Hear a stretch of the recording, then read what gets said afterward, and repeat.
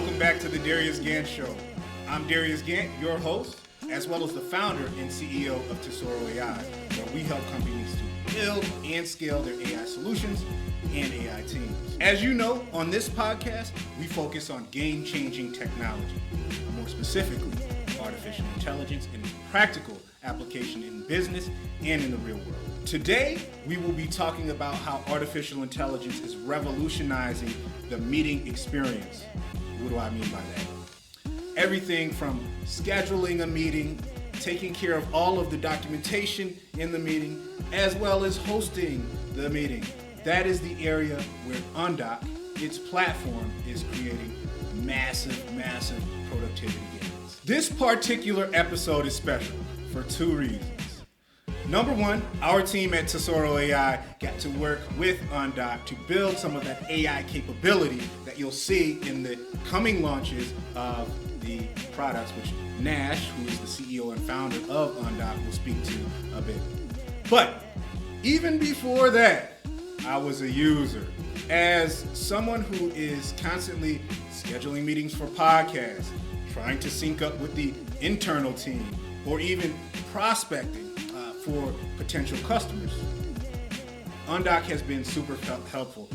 The second reason is this conversation, which we need to have more of, but this conversation around inclusivity in artificial intelligence. And I remember way back when Nash and I first met, we talked a lot about ensuring or using the platform for underrepresented folks to have opportunities to build a career in artificial intelligence.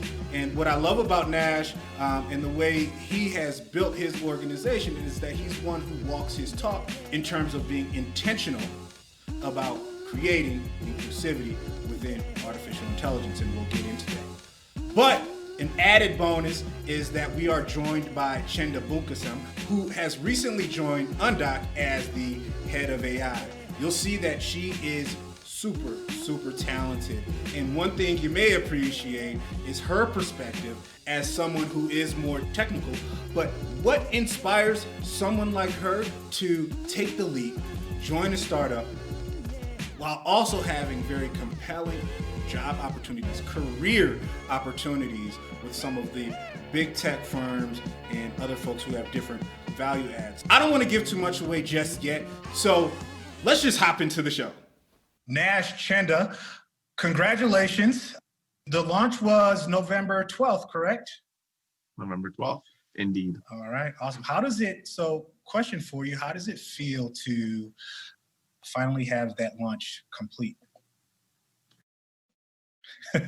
We've had several launches, alpha, beta, private beta, public beta. Well, this is the public beta, but each one feels more important, at least to us internally, because it just means we're getting closer and closer to bringing the product that we promised to users. And now when we see people download it, the first thing they say is, wow, that was really easy to use and stuff like that. So we're excited about this next chapter.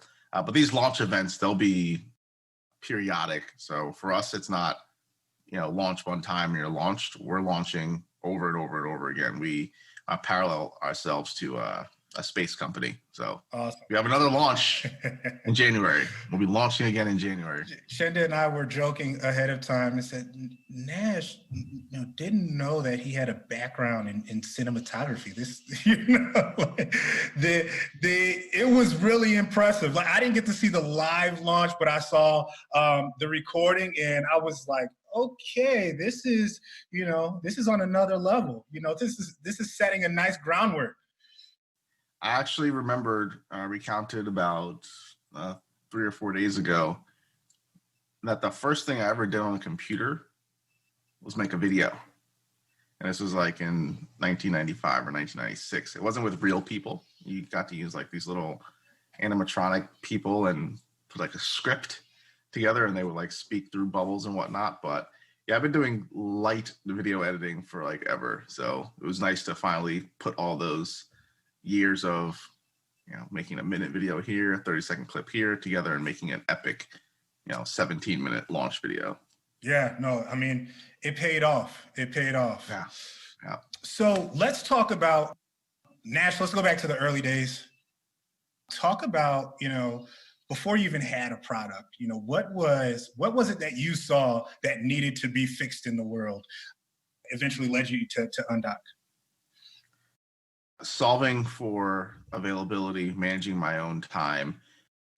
And for me, when I started Undock, the big problem was managing my time real time. So I was running multiple companies. I had many, many employees from these different companies, all looking to get time. I had customers, vendors looking to get time with me. And at one point, I'm like on a call, and I have another call that's on hold. And then I have a literal line of employees outside of my door. And I'm like, okay, this is getting to the brink here and something needs to be done. So I looked up. I'm a software and always have been a software junkie. I will try any kind of software to solve my problem. I implement software probably some places where it doesn't even need to be implemented. Like, I was probably one of the first, like in the early 2000s, to get on like HR software, but not for bookkeeping records, but for like employee engagement, right? So I think if software can be used and deployed properly, it's always helpful. I couldn't find anything. Yeah. There was nothing. It was like, oh, well, you can use this thing to schedule. I'm like, not everybody's going to use that. It was like, oh, well, you can buy this. No, nobody's going to. So I said, nothing exists, so I'm going to make it. Thus, Undock. Yeah. And, it brings me back to the conversation we had, and I'm paraphrasing. But I remember early on, it's, look, I want to build the greatest calendaring platform on the planet. Yeah. Right? Yes. When did AI come into the picture for you, and how? Like, when was that defining moment where you said, look, artificial intelligence would be great for what I'm building?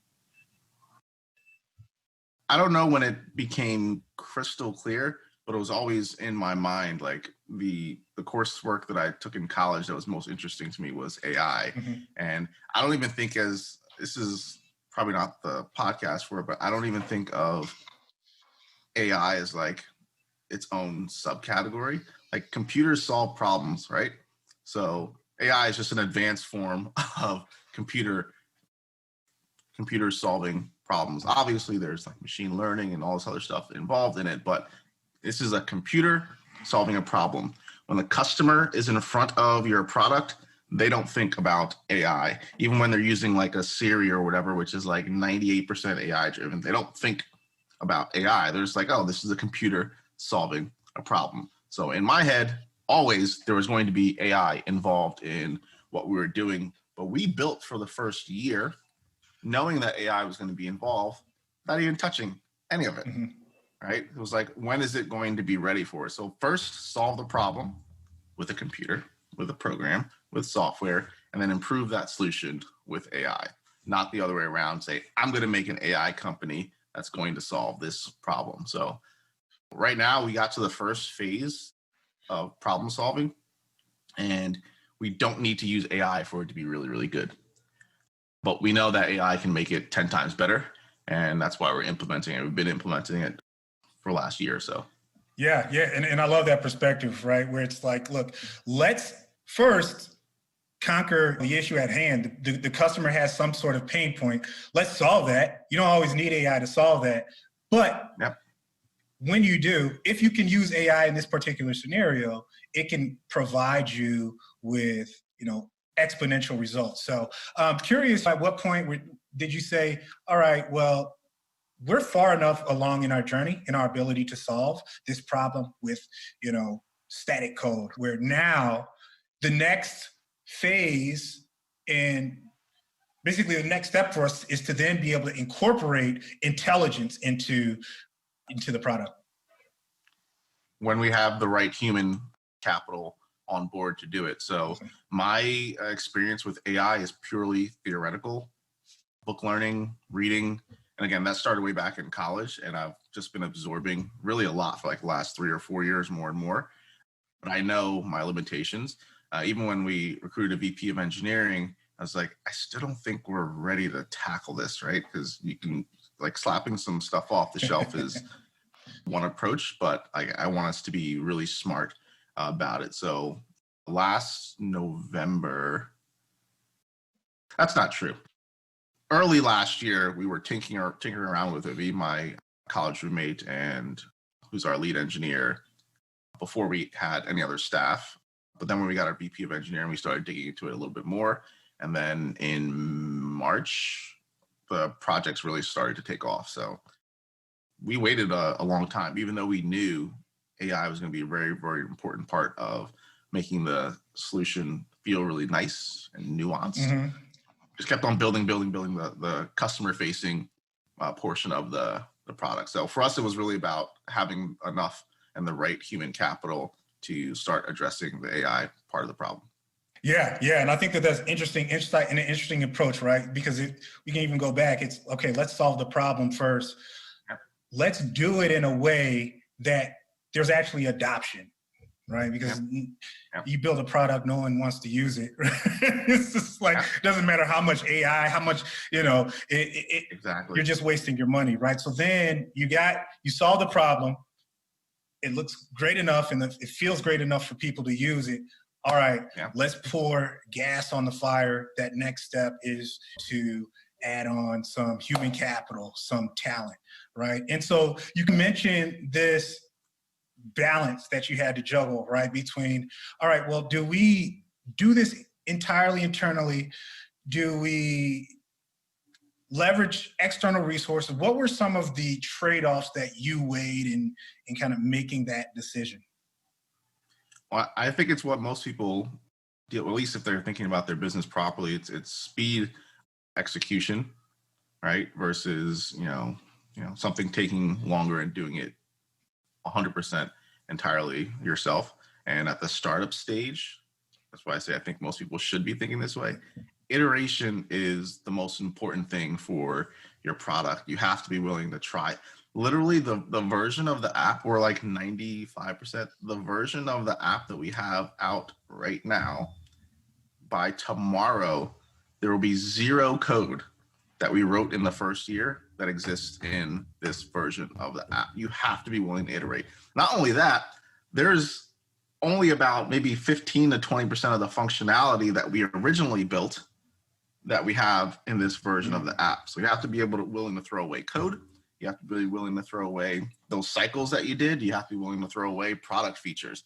So we did that. And I think it's a very, very important part. You can't be sentimental or attached to your methodology, your code, your product features. You just gotta get to the thing that gets people the most excited, that solves their problem. And that's what we did. So that was a huge factor in our decision of how we decided to staff up different pieces of the AI. Yeah. And I think when we started working together, I think that was really one of the things that was interesting. It's, all right, well, let's take a look at a specific project that already has some value to it. And then let's layer in some AI to see, how can we take this to the next level? But you guys also had other things, as you mentioned in the works there. One of the things that I really liked about the launch when I saw the moniker, Save the Calendar, Save the World. Yeah. It took me back. It actually kind of more of a sentimental thing, but it took me back to an earlier conversation that we had, but that was specific to talent within an organization, right? So how do you leverage your organization to represent kind of who you are as a leader, as a founder? And so the specific conversation that we had was, well, we want to give opportunities to people who are underrepresented. Yes. Right. I think the specific thing we're saying, the last 5 interviews have been with a specific type of person, and all of them are named Alex, right? So, right. Yep. But how do we think about giving opportunities, specifically to people who generally, for me, it's in this field of AI. Yeah. But for you, right, similar thing. I think that's where we really bonded there. Now we have Chenda here. Love to see Chenda is leading the charge on the AI side, and for us to be able to come in and say, all right, let's kind of bridge that gap between, that initial idea of what you wanted to build to then being able for you guys to have to bring someone in as talented as Chenda is, but who also represents what you were trying to do from a talent perspective. So I want to kick it over to Chenda really quick. Yeah, let me tee up Chenda for a minute here, because yes, I do remember that conversation now, and I think I've been this way since I started hiring, which I never even thought it was something that I would have to do, because in my other businesses I just hired people and it was diverse, right? Because that was the applicant pool, and then I started doing the research in tech, and I'm like, Black, brown, women, severely underrepresented in tech. And then I'm looking at the application pool. I'm like, there's a little bit of underrepresentation in the application pool, but it's still there. There's diversification of the application pool. So from my inception, the idea was always, if you're getting 30% women applying for your tech positions, your tech company should be 30% women, not 12, right? If you're getting 10, 15% Black, brown people applying to your company, that's probably what your hiring should look like, right? And wherever you can, sometimes you have to be extremely intentional about finding and empowering diversity within your company. However, now Chenda came like I don't know, just perfectly packaged, right? So we're having our early interviews, and I wasn't even ready to hire, because right at that point we had one person on full time and another person working part time, and we're thinking we'll probably hire around October, November. I met Chenda. She's like, my experience is in, and we won't tell how we're using these particular pieces publicly. She's like, my experience is in time series data, machine vision, and NLP. I'm like, what? Undock, come aboard. And it was only made better by the fact that she's an underrepresented person in tech in the United States. She's just perfect fit for the company. And I'm glad to have her in, not just in a position, but it was very important to put her in a position of leadership, where she's calling her talented is underselling it. Chenda, here's the floor, no pressure. I'm sure there was a question in there somewhere for Darius to ask, but I had to get that in there. Yeah, so for the record, Nash teed it up well. When he first told me he was bringing you on, Chenda, he's like, look, she was phenomenal. I wasn't planning on hiring, but sometimes you just got to pull the trigger. Otherwise, the opportunity's not going to be there. Yeah. So Chenda, I would love to learn kind of, okay, what were you doing immediately prior, and what was the catalyst to make you say, look, Undock is where it's at. I want to be a part of the story. Yeah, definitely. So I actually worked at a really rapidly scaling artificial intelligence startup, Augustus Intelligence, in New York City, and started out as the first researcher there as well. And my journey really kind of grew from realizing that AI has so many applications, as Nash, you were mentioning before, and filing patents on synthetic data, leading teams working on pipelines and artificial intelligence. And so when the opportunity came for me to work with Nash, I actually found that such a simple and light product has the most applications for AI, because it's so broad. And we're using NLP for anything that's semantic, but we're also using time series for the predictions and stuff. And so all of my research had led up to this moment, which is really exciting. And it's, as you said before, there's so many broad applications. You can use AI in biology, or physics, but these applications particularly are really helping productivity, and really working with a lot of the things that I've been working with before. Awesome. And it's great you already have, right, startup experience. So we all expect Undock to take off like a rocket ship per the video, but Chenda has the chops to weather that kind of the turbulence and whatnot on the way up. Yeah. So yeah, it was great. I was also impressed, as Chenda and I, as we met towards the end of what we did on the AI side, and then when we could hand over and to discuss some of your vision for what you wanted to do, I'm like, okay, yeah, Nash, you're in good hands. You're in good hands there. Okay, I'm gonna backtrack a little bit, right? We're gonna go back to March. I think, Nash, we met, was that in March or was that April? We met in May or early June at a funders and founders event. There we go. Shout out to Garrett and sorry. Yeah, no, virtual happy hour. And it was crazy because I remember Nash does a live demo of the app for funders and founders. And I'm like, wow. And the room goes nuts. Sign me up right now. This is before we even talked about anything related to AI, right? So I'm already a user. I'm like, this is incredible, right? And I had only used a piece of what the product actually does. Eventually, as you and I had more conversations, like, oh, hey, getting back to timing, right? Now is the right time for us to implement AI. I'm like, oh, really? Oh, we can help with that, right? I already love the product. I guess for you, we talked about what that event was that kind of led you to say, all right, let's get started. As you thought about the long-term vision, I guess we talked about it in three different aspects. I kind of want to get into the product now. As you thought about what you wanted to tackle first from an AI perspective and the product that you wanted to tackle first, what was that? So I'm gonna talk about it in a way that hopefully doesn't give away too much. Fair enough. But we already had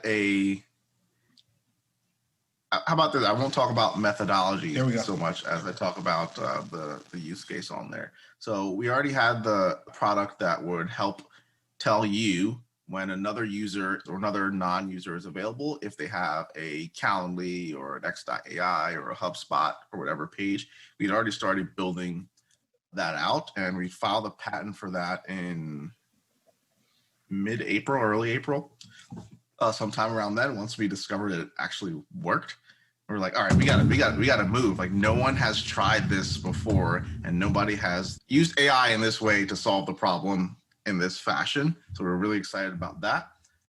We implemented a very light amount of NLP for date time extraction within an email to tell you when you're free. If somebody sends you, hey, are you free tomorrow at 2? We'll just instantly tell you whether you're free or you're not free. And we use a bit of an NLP library that we tweaked for that. Once we pushed that out, we didn't even tell users about either of those things. We just pushed a small version of it out, and they're like, wow, that's amazing. It needs to be a lot better.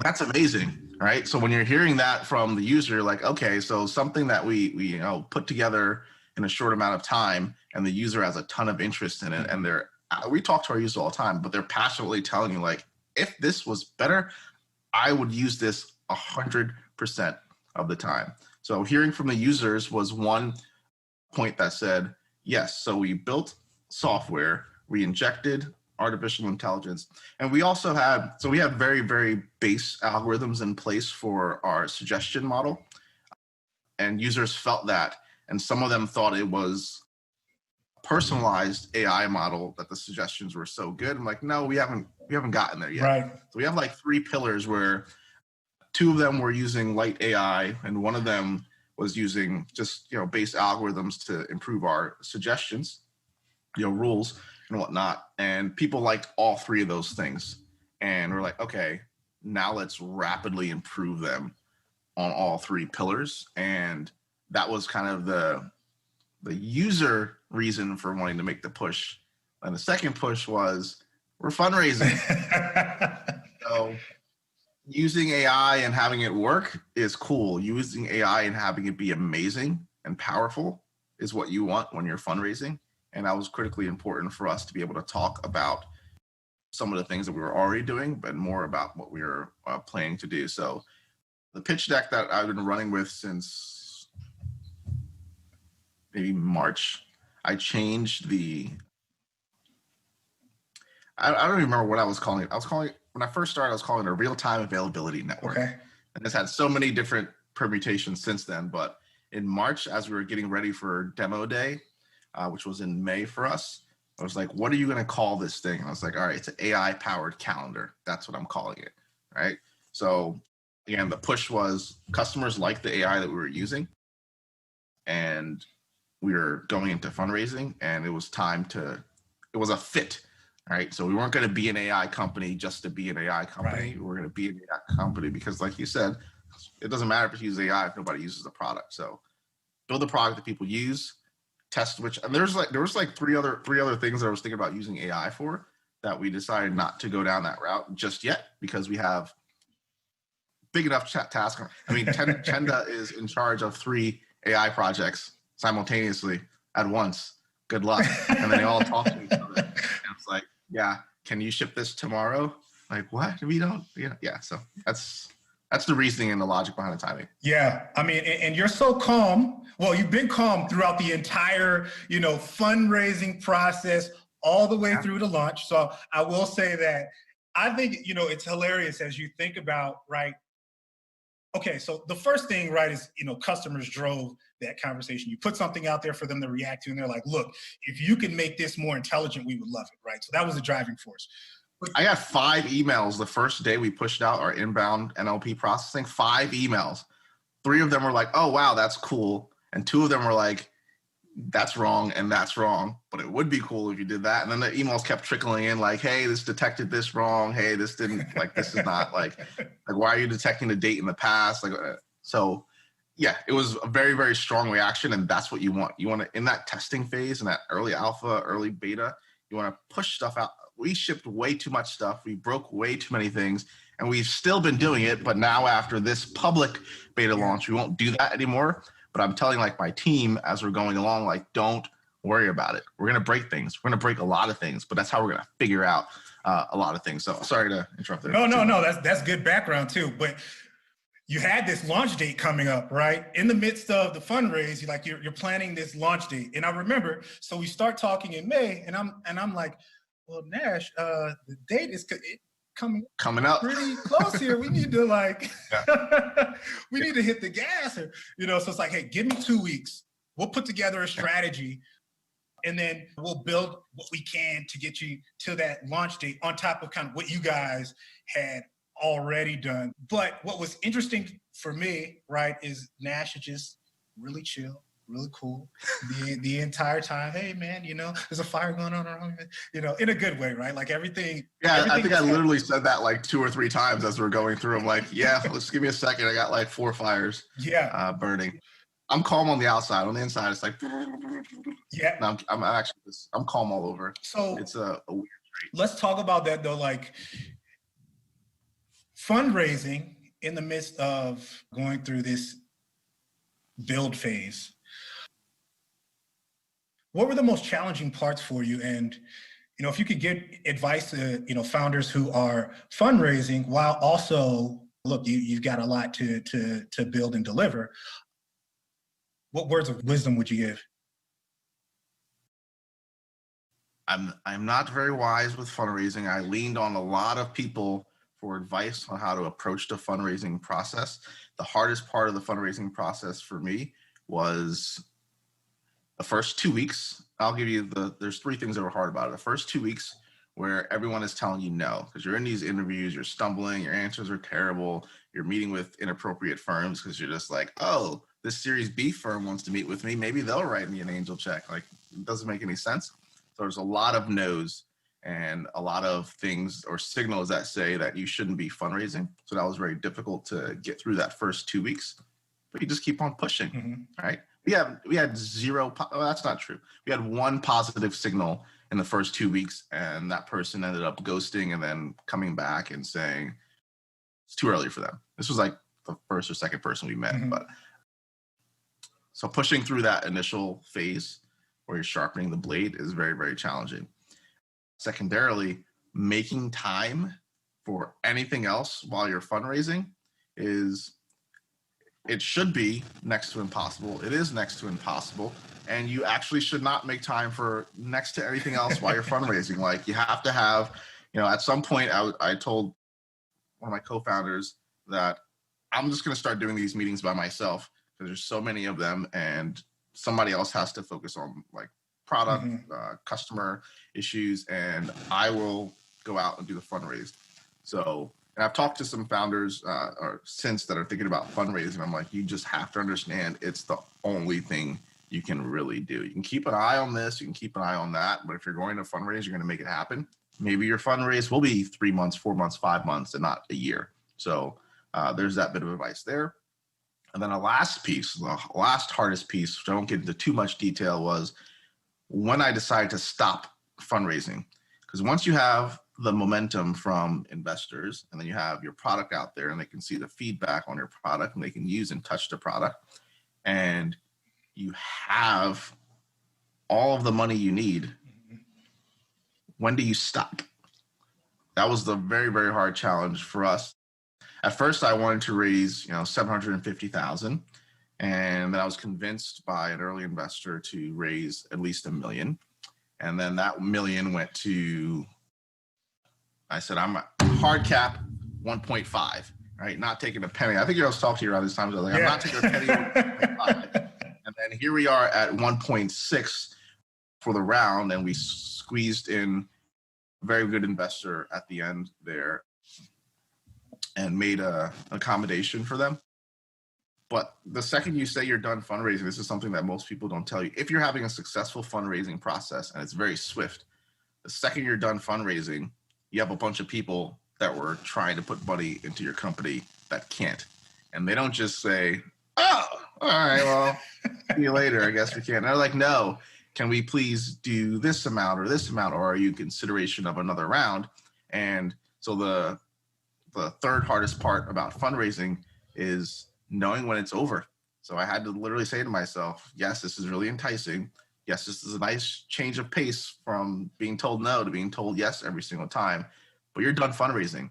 You're not going to fundraise. You're not talking to anybody else about fundraising. So I had to draw a line in the sand. I think it was like the first week of August. I just kept saying, I'm not fundraising anymore. Discussions are over. So that's a difficult thing to do. And then you also have to compartmentalize and then move on to the business, because it's alluring at some point. If you know you're hearing a lot of yeses, to just keep taking money, right? Keep jacking up, evaluate. But that's not what we're trying to do. I know what my plan was. My plan is to get enough money to prove the full product thesis out there in a very short amount of time, and then, go out to fundraise at a later date. So that's what we're doing. So that's often a difficult challenge. If you have a good fundraising, is when to stop and how to stop, and stopping cold. Right. And even considering like, hey, look, there could be another round. We don't need to raise a ton of money up front, right? Like we can do this at a later point, but right now we need to make sure that we, this is checkpoint A. We need to do all of the things operationally to get us to the next, whatever that next checkpoint is, just to ensure that excitement around what you guys are building continues to grow. Right? Absolutely. So one of the questions I usually ask is, and we touched on this earlier, but I'll ask founders, what'd you do to get those first few folks? I want to ask a two-part question here. The first part is for Nash, the second part is for Chenda. Nash, as you thought about your co-founders, how did you guys come together, and then how did you convince them to join the journey with you? Chenda, I'm going to give you some time. The importance of this question is because there are also founders who are thinking about, well, what do the folks who are deep into the tech, what do they think about as they choose which firms they would want to work for, right? Mm-hmm. Especially given that if you're as good as someone like Chenda, right, like you have options as someone with experience in machine learning and or data science, right? So think about that for a second. Yes, Chenda, please think about that, because I really want to hear this. I know Chenda was very highly sought after, so we're thrilled to be able to have her not on the team, but leading the team. So as far as co-founders go, I went through the two of them came about in different times, but also in different methods. So my first co-founder came about in a very deliberate process for me. I said, I'm going to find a co-founder because I have a lot to do. I don't want to build the next nice startup. I want to build the biggest company on the planet. I can't do everything. I literally cannot do everything. So I went through this process. I mostly found people. I put out a couple applications, but I mostly found people manually. I narrowed it down to like 15 and started having really long interviews, like 3-4 hour interviews with them, multiple, to find the perfect person to come on board. And then my other co-founder, just like with Chenda, it just feels right. It falls into your lap. At this point, I was not looking to add, same like Chenda, I was not looking to add the specific position, but when a person comes on and you feel that they're a perfect fit for your company as a talent, culturally, timing wise, you gotta make the move. So that's how both co-founders come on. But now let's hear Chenda. Let's go. So the one thing I always say when people are like, oh, why did you choose Undock? Is like, Google started out as simply a search engine, just a search engine. You wanted to find things, you just wanted to make sure that you got definitions of things, and that was it, right? And then recommender systems, or the early recommender systems, birthed from that, because you're like, well, how do I figure out that I'm going to suggest the next letter that comes, And then Gmail came from that. And then Slides came from that. And now you have G Suite, and it expanded so massively, so quickly. When I heard about Undock and how simple the product was, but the problem that it solved, I was like, this has potential to be something like that. You've got meetings, but then you've got she's all smiling and stuff. But I just think, you've got meetings, but then you've also got how people meet. And Zoom kind of does this with the way that they've arranged their conference rooms and how you can wait in a waiting room, but you can talk to somebody here and this and that. And there's a whole walkthrough experience with it. And Undock has a different spin on it, of course, but same kind of thing where the expansiveness or how much it can expand is just exponential. And I was like, doing AI there. So for you, I'll add one thing really quickly. So Chenda, of all of the people that we've hired, was the only person, without me telling, that figured out what was really going on. Yeah. He was like, can you call me? He was like, you have this thing over here, because she got access to like the app. Okay. He's like, you have this over here, and you have this over here.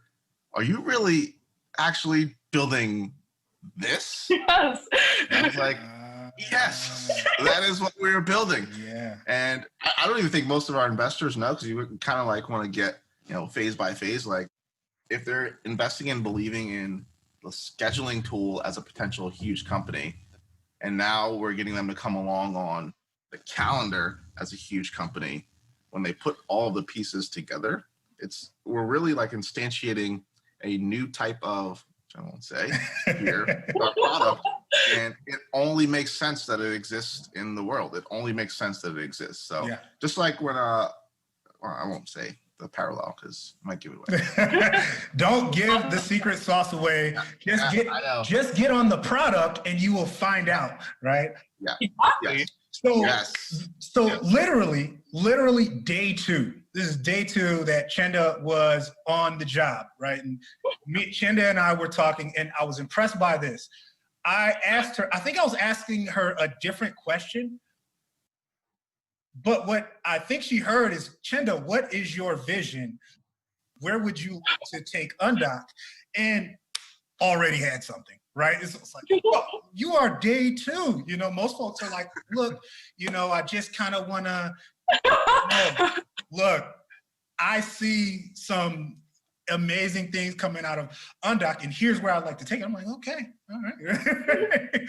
That's what we want. That is what we want here. So, but I think, the key point to pull out of that, to bring us back here, is I think it's important. There's a bigger vision that, some of the folks who are more on the technology side can actually see within the startup. You look at some of these big tech giants, they started out as small companies, and most of them were ready to sell their company before they actually became what they are now. But people, just being able to sell a vision, and the person who's being hired being able to see the vision, because there's certainly this issue between, right, for really great people, companies like Google, Netflix, whoever, will pay $500,000. So there has to be something else, some vision, some driving force to really commit to. Am I capturing that right, Chenda? I would say so. I mean, Google was a search engine, Amazon was a bookstore. They always start very simple, and you find these problems to solve, and then all of a sudden you're like, oh, Awesome. We've solved it all. Yeah. Awesome. Okay, great. So getting back to the launch here. Hold on one second. See, what I wanted to do is pause and insert a little bit of the undock functionality, but I didn't get to that yet here. But well, now they can all go to undock.com and just sign up. So what should they be excited about today and a glimpse of tomorrow? Today, they should be excited about the ease of scheduling meetings and any way to come, whether that's you proposing meetings to someone, you sending someone a calendar link, or somebody proposing meetings to you, or somebody sending you a calendar link will help you in all four of those ways. And that's in Gmail and in Outlook right now. In the next 6 weeks, we'll be coming to one new email platform. And then either in our Q1 launch or our Q2 launch, we'll announce the omnipresent version of Undock, which will literally be anywhere. So that's any website, and that's your mobile keyboard. People should be excited about that. And more in the nearer term, the calendar is coming in January of 2021. It'll be a limited version of the calendar for most people, but that's something to be very, very excited about. And the way I'll position it is that it's not really supposed to like replace your Google Calendar or replace your Outlook calendar. Like those are your business calendars, but it will be their parent. It'll be your master calendar over all of those calendars that you have. So I'll leave it at that, right. But they should be very, very excited about the calendar coming January 2021. All right. And last couple questions here. I want to kick it over to Chenda. A couple quick fire questions. What is your favorite tech tool to use? My favorite tech tool? Ooh. Okay, so... Undock. There you go. Aside from Undock. Aside from Undock, which is obviously the number one, my favorite tech tool to use, I guess I would say, is productivity tools or like anything. What it could be productivity. It could be, I don't know. PyTorch. PyTorch, yeah. PyTorch is pretty great. For all the AI enthusiasts out there, PyTorch is the best. That statement was not endorsed. I also really like Evernote. Note-taking is nice with Evernote. Okay. And so we won't press you any, and we'll go with Evernote. We won't press you any harder because I got another question for you. Okay. Whether in AI or in business in general, who is someone that you look up to or you kind of follow the journey that they're on? Okay. Yeah. So OpenAI is this company in San Francisco that y'all know about. And Tasha McCauley is a board member of OpenAI. She is super big in like the AI research space, and she's married to Joseph Gordon-Levitt. And she was one of the earlier ideators of where AI is now, and really, really cool space to follow where people are coming up with really moonshot ideas and innovation ideas, and she's one of those persons. Awesome. So we're going to have, I'm going to have some research to do on her husband because I had no, wait, who is that? Okay, good. So Evernote and name again. Evernote and Tasha McCauley. Tasha McCauley. All right. Yep. Nash, favorite tech tool? Undock. Of course. Full stop, huh? Yep, that's it. I don't know else. We're not letting you get off that easy. Yeah. No, that's okay. I'm really a stickler. I'll go with Discord for now. I was just going to say Discord. I like Discord. I'm like, yeah. So. All right, Discord. So the whole team's on Discord, right? Yep. Okay. And who in AI or in business in general do you look up to? Whose journey do you follow? That's tough. Right now, mentally, I'm really connecting with Chamath Palihapitiya. He was at Facebook very early, I think like 2006, whatever, during their growth phase. And I'm trying to get inside of his mind. But he's just an awesome individual in general, and he's the epitome of no BS. Okay. He's almost always right. I don't know how he pulls it off. Like, he has very strong opinions on a lot of things, and he's just right. So obviously he thinks about a lot of things, and he's extremely successful in business. I think he's going to be our generation's, I think he might even call himself our generation's Warren Buffett. So wow. That's big. That's big. Would love to have him there at some point. Okay, so two definitely inspirational folks that if we don't know, we need to do some research on them ASAP. But we got two folks on the show who are going to be doing some great things with Undock, so stay tuned. If you haven't, I'm endorsing Undock, by the way, not just because I'm biased, but as I said earlier, I was already a user before we started working together. So great tool. I'm even more bullish on it now. Everyone should be visiting undock.com. Anything else they should be doing to dive in? Download the product, use it immediately, test it, play around with it, and then tell everyone on social how much you loved it. Because our goal is to get to 1 billion users, and there's really only 2 software platforms that have done that. It's Microsoft and Google, as Chenda alluded to. That's where we want to be. Let's get to 1 billion. So download it, use it, tell everyone why it's amazing, and then share it. And every person you share it with, true network, like true network effects, every person you share it with, your experience becomes that much better. So that's my ask. Awesome. Well, Nash, Chenda, thanks for joining us and taking us through the Undock experience. Darius, thanks for having us. Anytime. We'll have to do a catch-up show in about 6 months here. 6 months. All right. So we'll be halfway to 1 billion. There we go. Let's put in the work, folks.